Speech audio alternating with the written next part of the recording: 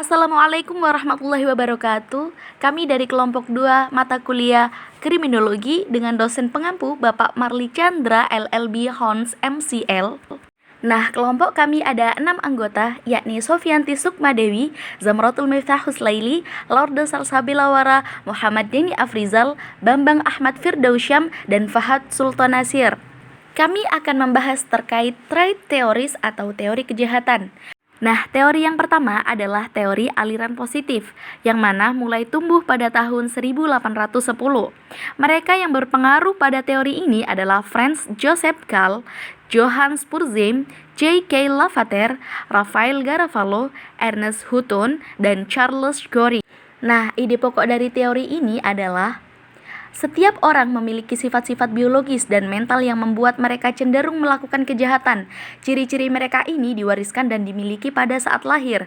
Degenerasi fisik serta mental adalah penyebab dari kejahatan. Teori yang kedua adalah biososiologi. Menurut pandangan teori biososiologi, faktor individu yang dapat mendorong seseorang adalah sifat individu yang melakukan kejahatan yang dibawa sejak lahir, yang meliputi keadaan badannya, jenis kelamin, tingkat kecerdasan, temperamen, dan kesehatan mental. Sedangkan faktor lingkungan yang mendorong seseorang melakukan kejahatan meliputi keadaan lingkungan fisik, seperti kondisi geografis dan klimatologis, serta keadaan sosial ekonomi masyarakat, tingkat peradaban masyarakat, keadaan politik suatu negara, dan lain-lain.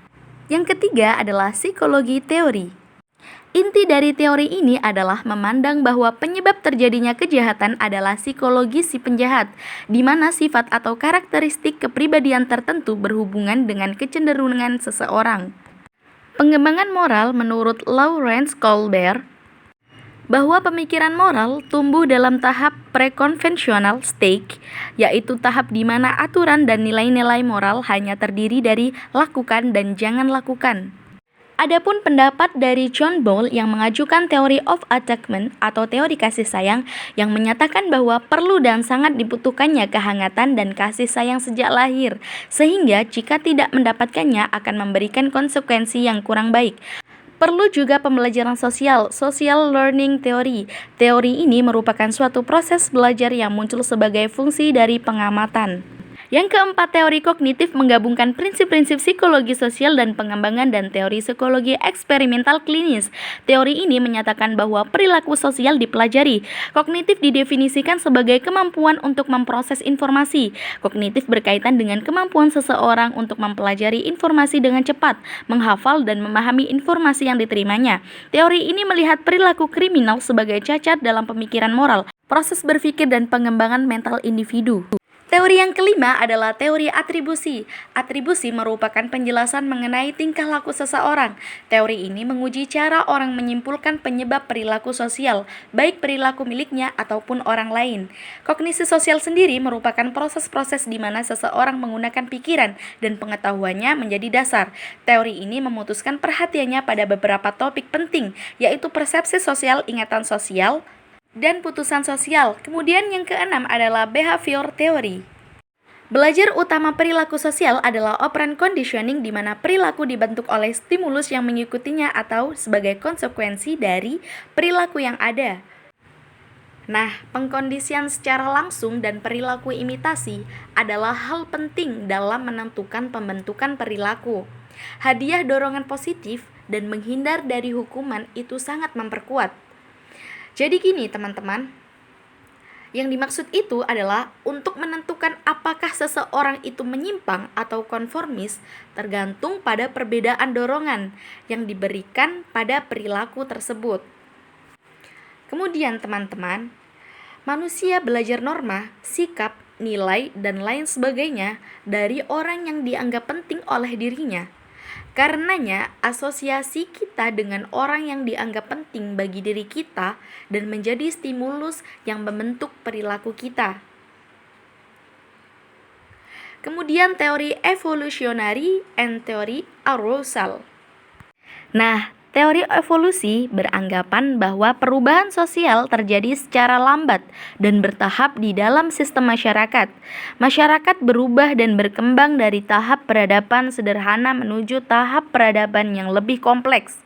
Teori evolusi perubahan sosial juga dibagi menjadi 3 kategori. Nah, Tiga kategori tersebut antara lain adalah teori evolusi unilinear.